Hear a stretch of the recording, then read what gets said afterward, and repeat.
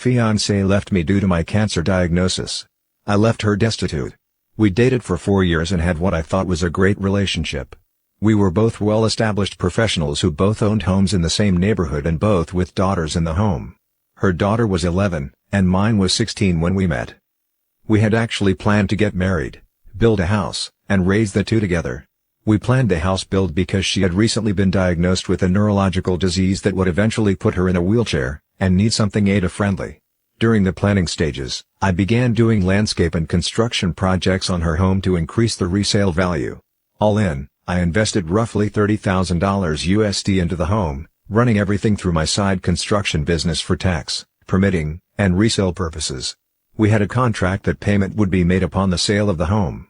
I produced invoices for each and every project, but never pushed for payment because of the prior agreement. Fast forward 6 months, we're looking at property to develop and finalizing drawings on the home when I began feeling ill. I couldn't eat, constantly vomiting and passing blood. I began noticing that my abdomen looked swollen, which was odd because we were both very clean eaters and were in the gym every day. So I went to the doctor and began having tests done. During this time, she began having small cognitive issues, and the stress of her current position was exacerbating her condition, so she took a $20,000 per annum cut in pay along with a lesser position inside the company. After a month or so of different tests, and a biopsy, it came back that I had a golf ball-sized tumor in my stomach, and would need to begin chemotherapy. So I began chemo and radiation treatments, which made me, expectedly so, extremely ill.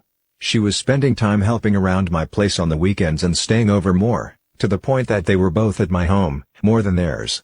At this point, I suggested that we go ahead and put one of our houses on the market, and move in together until the new house was built.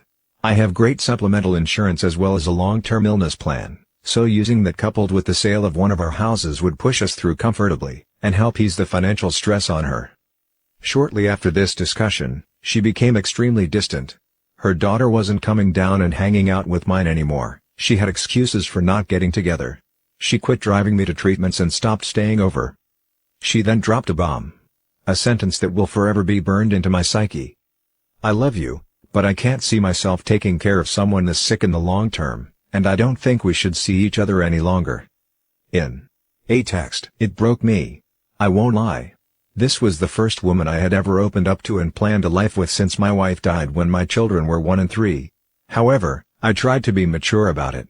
I forced myself to understand her position and to accept what I could not change. I calmly, the next day, gathered all of her things, packed them neatly, loaded them in my truck, and took them to her house to leave on the back porch while she was at work, in order to avoid any awkward exchanges. Walking around the back and under the porch cover, I sat down a box, and saw her in her back living room, on the couch having sex with a man that she had introduced to me as a lifelong friend. I had dinner and drinks with this man and his girlfriend. We had gone on vacation with them, as well. I never spoke of the incident with her, and simply sent her a text later, explaining that I would leave her things on my side porch to pick up at her convenience. I discovered 8 or 9 months later from his now ex-girlfriend, that they had broken up due to him confessing that he had been sleeping with my significant other, dating back to about the time we were finishing drawings on the new home. Now I'm pissed. Revenge time. At this point, I had finished chemo and radiation for the time being and was feeling healthier. I was going through some much neglected paperwork when I ran across the file that contained $32,680 in unpaid, long overdue invoices, which were promptly sent to my attorney to begin lien proceedings on the home. It turns out that I couldn't have done this a moment too soon because she was set to put her house on the market.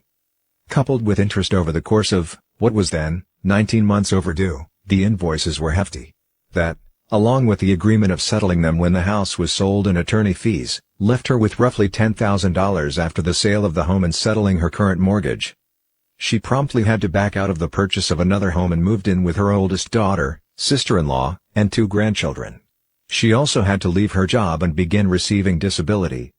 I ran into her a little over a year ago, and she looked as if she had aged 20 years, and was in the wheelchair we had talked about. We chatted cordially but briefly and I excused myself and went on with my day. A few days later, her younger daughter called me and spoke of my running into her mom, and could we hang out sometime.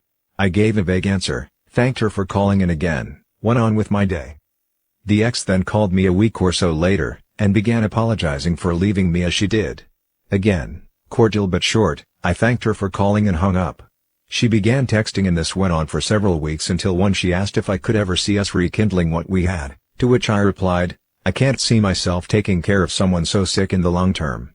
Remember the box on your back porch? Did you think that, lifelong friend, brought that over to you from my house?